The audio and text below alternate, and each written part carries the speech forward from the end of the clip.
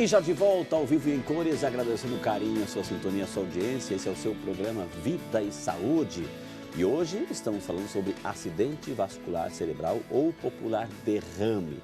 Já aprendemos aqui que é uma doença do sistema circulatório, que existem dois tipos, o hemorrágico e o isquêmico. Por isso nós trouxemos uma grande especialista de fama internacional, a doutora Cíntia Herrera, que ela é neurologista, também com especialização em AVC e coordenadora da unidade de referência vascular aguda do Hospital Ouro Verde, Campinas. E também trabalha no Mário Gatti, em Campinas, a unidade do AVC. Doutora, nós vimos a matéria aí, a senhora até citou no bloco anterior, a questão da idade, fez uma referência à questão da idade através de uma pergunta da nossa telespectadora. Uma criança pode ter um AVC, um adolescente, um jovem, e a gente viu na matéria inicial que até um cachorrinho, um animal pode ter um AVC, doutora? Explica pra gente isso. Parece estranho, mas o cachorrinho também tem um sistema circulatório, a criança também, os adolescentes também. Felizmente, em crianças e adolescentes, a chance de ter um AVC é bem menor do que num adulto idoso, porque o sistema circulatório do adulto idoso, ele já tem o desgaste do tempo e também já tem o desgaste das doenças crônicas circulatórias, como eu mencionei, diabetes, hipertensão, por exemplo, o colesterol alto, se o doente fuma, né? Se o paciente fuma. Em crianças e jovens, adolescentes, a ocorrência de um AVC geralmente remete a situações genéticas, hereditárias ou a malformações congênitas. Essas pessoas podem ter nascido com o sistema vascular em algum ponto fragilizado dentro do cérebro. Portanto, elas podem ter malformações vasculares ou alterações que favorecem o aparecimento de um AVC em idade tão precoce. É importante lembrar também que uma das causas de AVC são problemas cardíacos que favorecem o aparecimento de coágulos dentro do coração. E algumas patologias, algumas doenças cardíacas podem acometer recém-nascidos, crianças, eventualmente já até nascer com esse probleminha e por conta desse problema ter um AVC. Felizmente, uma situação muito rara, mas não é assim de todo tão estranho. Vale mencionar que os cuidados com a saúde não devem ocorrer só quando já se percebe a hipertensão ou diabetes ou envelhecimento. Os cuidados com a saúde começam desde a infância. E um fator muito importante para que essa saúde perdure não só na infância, na juventude, na idade adulta, é uma alimentação saudável. A alimentação ela está envolvida na nossa capacidade de crescer com saúde e quando ela é feita de maneira inadequada, ela aumenta o nosso risco de obesidade, aumenta o risco de nós desenvolvermos problemas relacionados ao colesterol, principalmente o aumento da fração ruim do colesterol, chamada LDL, e isso pode favorecer também o aparecimento de AVC em idades mais jovens, ainda que essas pessoas tenham nascido absolutamente normais, privilegiadas pela saúde, mas que infelizmente ao longo do tempo não cuidaram da sua alimentação e do seu estilo de vida. Como, por exemplo, só para citar, desculpa, o tabagismo em idades jovens é um fator de risco muito... Drogas também, o consumo de cocaína, de crack. Não existe, na verdade, nenhuma droga que a gente fale assim, essa é segura, não pode dar o AVC. Todas elas estão envolvidas. O maior vilão é o cigarro, que é uma droga de venda lícita, mas é um vilão que aumenta em 7 vezes o risco de um AVC antes dos 45 anos. Então, é muito importante que esse vício seja combatido.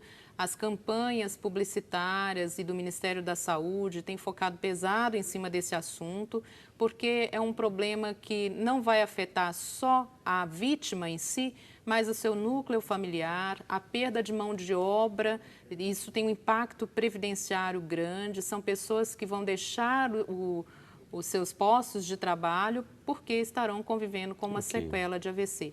Portanto, é importante que o tabagismo seja combatido. Banido, na verdade. Nós vamos às ruas mais uma vez, o povo está sedento aí, o povo está curioso sobre o tema de hoje. Vamos lá.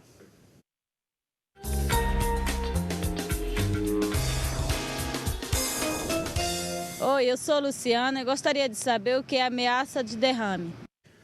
O que é uma ameaça de derrame? O que sinais, na verdade, o corpo está dizendo, cuidado, cuidado? Nós devemos lembrar que o cérebro, ele possui áreas específicas para movimento, áreas específicas para fala, para nossa capacidade de sentir o toque, para nossa capacidade de entender a linguagem, de visão. Portanto, um prejuízo súbito em qualquer uma dessas funções, ou seja, subitamente eu perdi a minha capacidade de mexer o lado direito ou esquerdo, subitamente eu tive dificuldades para entender o que estava sendo falado e isso durou alguns segundos. Enfim, qualquer sintoma que apareça de maneira súbita e dure alguns minutos e depois reverta, pode equivaler a uma situação que popularmente é conhecida como ameaça de AVC, ameaça de derrame, mas que na realidade é um acidente isquêmico transitório. Então, o acidente isquêmico transitório, ele é um AVC onde o organismo conseguiu driblar a situação do colapso circulatório. Então, ele conseguiu fazer novamente o sangue circular na região onde havia sido obstruída. Portanto, os sintomas podem ser transitórios e depois melhorar. Porém, o fato de um acidente isquêmico transitório ser transitório não deve ser subestimado, porque o acidente vascular transitório, quando não tratado, ele pode cursar com o derrame a seguir, ou seja, a pessoa pode ter essa ameaça de derrame como um aviso de que, caso não controle os fatores de risco, caso não resolva o seu tratamento naquele momento, ela pode vir a ter o sintoma definitivo, que aí seria, no caso, o derrame. Okay. Ô, doutora, esses sintomas aí que a senhora está descrevendo, agora a pessoa começa em casa, ela começa a sentir uma forte dor de cabeça, ela começa a ficar tonta, uma tontura, ela vai desmaiar, como é que é, assim, na prática, no dia a dia, uma pessoa que está tendo um sintoma de AVC, doutora?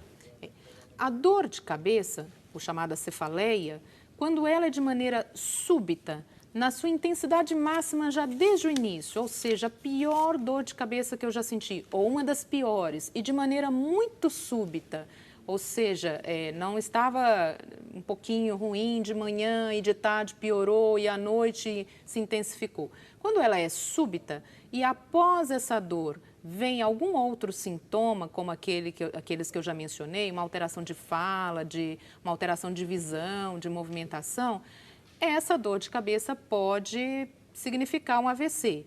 Não é necessariamente um AVC, mas certamente qualquer dor de cabeça intensa e súbita merece uma avaliação médica de urgência. Deve motivar, sim, a busca do serviço médico. Okay. Um e-mail que chegou aqui, doutora, da Mônica Moreira, né? Olá, Frei, olha que nós aqui de novo, Mônica, da cidade de Matão, São Paulo. Obrigado, Mônica, pelo carinho, pela participação, viu? Deus abençoe e fiquem à vontade de sempre participar, viu, querida? Minha mãe tem 55 anos, teve um AVC há muitos anos atrás, ela é hipertensa, quais são os cuidados que ela tem que ter? E eu, Frei, alguns anos atrás, tive uma dor na nuca que parece irradiar para o pescoço e vai aumentando a dor até que eu não consiga mover a cabeça. O que pode ser? Tá parabenizando, está adorando o programa, parabéns, doutora. Existe também, além da pergunta dela aqui, doutora, o fator hereditário do caso do AVC, doutora? Existe. O fator hereditário ele está envolvido em cerca de 10 a 15% dos AVCs. Como eu disse, a questão dos fatores de risco, que são aqueles fatores que nós podemos modificar com o tratamento, ela tem um impacto muito maior do que simplesmente o fator hereditário. Portanto, ser filho de alguém que teve um AVC não necessariamente significa que você também vai ter um AVC e que essa dor que você sente possa ter sido um AVC ou um acidente isquêmico transitório. Na realidade, o fator hereditário que mais deve te preocupar é o fato da sua mãe ter pressão alta, porque existe um risco de 30% dos filhos também se tornarem hipertensos ao longo do tempo. Se a sua mãe tem, por exemplo, um problema com sobrepeso, obesidade, existe também um risco inerente que os filhos também venham a ter esse problema. E todos esses fatores, sobrepeso, obesidade, pressão alta aumentada, são fatores de risco que podem fazer com que uma pessoa tenha AVC, ainda que essa pessoa não seja filha de alguém que teve um AVC. Portanto, assim, o fator hereditário é importante, mas não tão importante quanto os fatores de risco que nós podemos modificar. Doutora, aquelas pessoas que praticam esporte, por exemplo, assim, aqueles esportes de impacto, aqueles que chutam a cabeça, e boxe, e soco, pontapé para todo lado, e vão na cabeça e detonam, o casco protege ou pode influenciar lá na frente, doutora?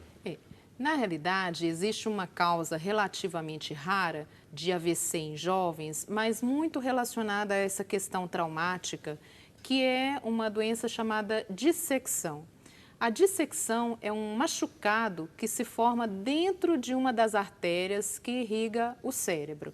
Pode ser, por exemplo, numa carótida, que é uma das artérias que a gente tem na frente, pode ser na artéria vertebral, aqui atrás. Impactos violentos, e aí não só de esportes de contato, mas também acidentes automobilísticos podem machucar essa artéria e numa tentativa do organismo de cicatrizar essa artéria machucada, ali se forma um pequeno coágulo que pode soltar e migrar para a circulação cerebral, sendo uma causa importante de AVC em jovens. Portanto, a vida saudável inclui sim atividade física, mas a atividade física deve ser feita sem contato de alto impacto, sem risco para a saúde vascular dos vasos que passam no pescoço, né?